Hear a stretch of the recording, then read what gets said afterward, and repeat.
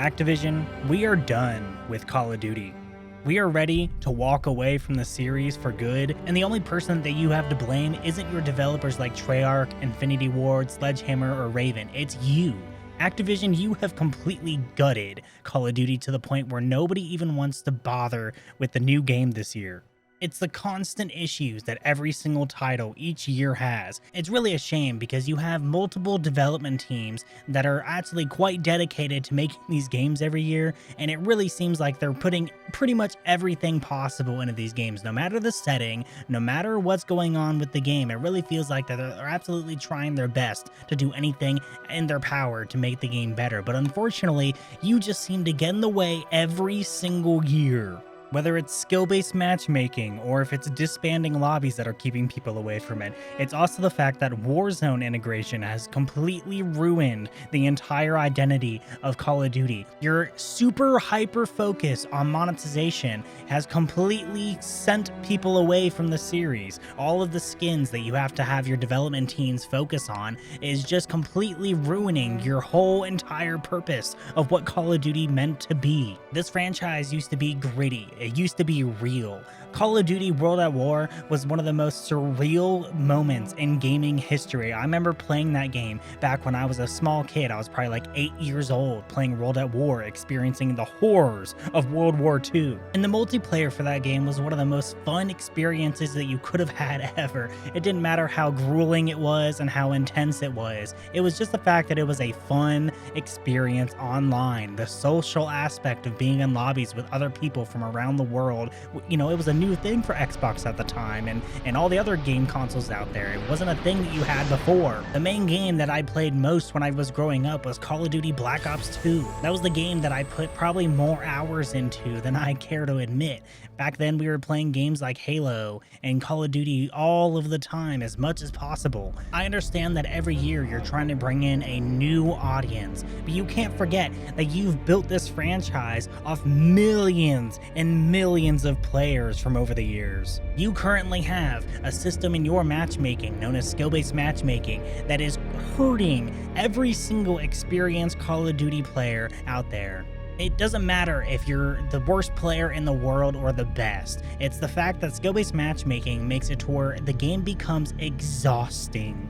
It's always a theme for every time you get onto a modern Call of Duty that your first match of the day is going to be somewhat okay. It would probably feel like a normal Call of Duty match. But then after that, once the algorithm gets hold of your account, it starts to really push you into an area where you aren't comfortable and feels like you're really having to try your ass off in order to do anything in the match. People like to call modern Call of Duties as a sweat fest, and that is because your matchmaking system is matching you with 10 or 8 other people that are at your exact same skill level, right? We don't want to play against the same group of people every single time. I like the variety that the older games cause. I've been playing a lot of older Call of Duties, like Call of Duty Black Ops 2 again, now that I'm older, and I realized that, yes, there are people that are better than me at the game, but it doesn't feel like it's rigged. It doesn't feel like I'm losing the game because the game has decided that I'm going to win or lose for that match. You can't put me as the quote-unquote team leader of a group of idiots that get maybe 5 or 6 kills, and I have to drop a majority of a, say, team deathmatch 75 kills. I need to drop over 30 to 40 kills just to keep us in the match. These kind of games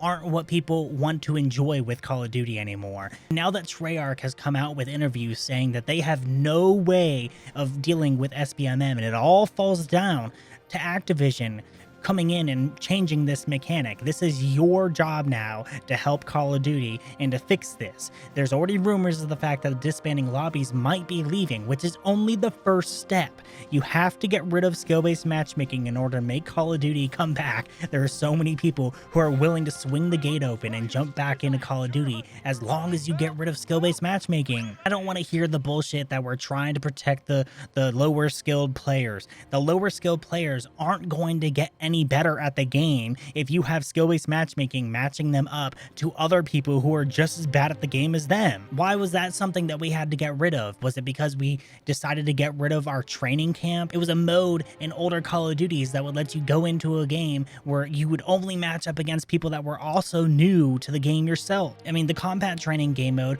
was a thing that I remember in Black Ops 2, right? You end up getting into a game and you realize that everybody there is also new, right? And you get a way to learn the game a little bit. And then once you hit a certain level threshold, they say, oops, you're not allowed to play this combat training anymore. Go out and play against the other players of varying skill level and see how you match up. And then it was also the fact that those games were much more social because they had lobbies that didn't disband. It was the fact that you could sit there and actually talk to the people. And yes, there's those people out there that are going to be toxic to each other. You ask the guy that did really well in the lobby, hey, what are you doing to get 30, 40 kills in each game? And usually the responses you're going to get is to shut the fuck up. And that's not something that I think is a bad thing, right? Yes, you shouldn't be saying that to somebody who's new to the game, but it's the fact that that was kind of just what you had on your hands now, and now you've babified everything. You really want to go after this Fortnite crowd, and it's the problem is that if everyone's really enjoying Fortnite, you're not going to steal people away from that game.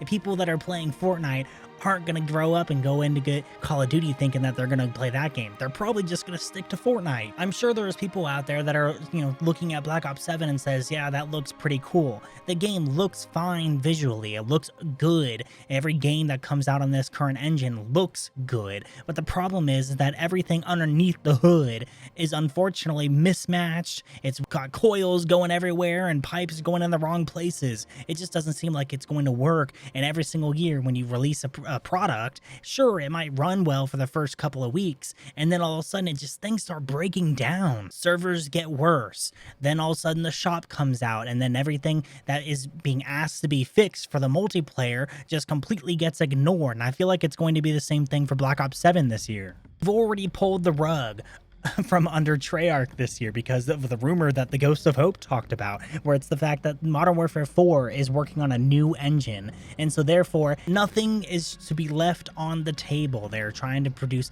as much content as they can for Black Ops 7, and unfortunately, if you guys are focusing on updating the game every time, right, and then an update requires restart, you're making the game, balloon up into hundreds of gigabytes just by adding a couple events into the game. Fortunately, it seems like this is the thing that happens every single year, and it's the fact that even with all this new stuff, all these end game things and all these other, mass amount of skins that you're adding into the game, you're just trying to keep people on Black Ops 7 as long as possible. And, there's already rumors and leaks that are coming out talking about the fact that they're going to be adding as much post-launch content as possible, and they're only going to be doing that until about Season 3 or 4. They've already confirmed that for the campaign. They're not going all out for the entire year. Around Season 3 or 4, they're going to taper off all their content, and then they're going to start hyping up Modern Warfare 4 as hard as possible, because that's the only thing that they're hoping will save the franchise. People want new, innovative things coming out into their game. That's why everyone's looking at Battlefield 6 with starry eyes. It's the greatest thing since sliced bread. We're finally getting a proper shooter that actually looks like a polished, well-made, more immersive experience than Call of Duty, which is something that I've never thought would ever come out of my mouth. Call of Duty used to be the most immersive, crazy shooter that you could play, and it was really, really fun. Every map that you played on, it felt like you were in the middle of a war zone or a war-torn place. Now you're in some random spot in the world, and it doesn't feel like you're there for any particular reason. Whenever you joined a match for an older Call of Duties, the factions put you directly into an immersive experience, whether you're playing for the U.S. Army Rangers, the Navy SEALs, the Mercs. It doesn't matter what it is. They had a unique faction and unique skin for each of the characters, no matter what gun you were using. Nowadays, I have no idea what people are using. I could run around and see a Teletubby run around with a DSR 50, and why would I want to see that anymore? People are staled out. They're burned out from these new games. They don't want to go through another year's cycle where you release a game into a terrible spot and then it disappear for a month because it's holiday season, and then we proceed to do the same thing every single year. You can have as much content as you possibly want. It could be the most filled content-wise game that we've ever seen. And yet you, Activision, have come through and just completely gutted the entire immersive and the entire identity of Call of Duty. We don't even know what the game is supposed to be anymore.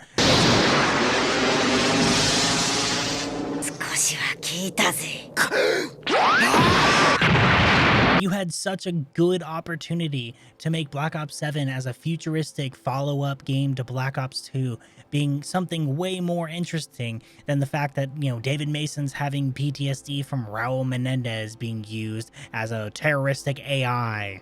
Have this psychedelic red gas from the campaign that nobody gives a crap about because it looks stupid. It looks, you know, so dumb and out of place for a Call of Duty game that we're used to, because we're used to playing real gritty stuff.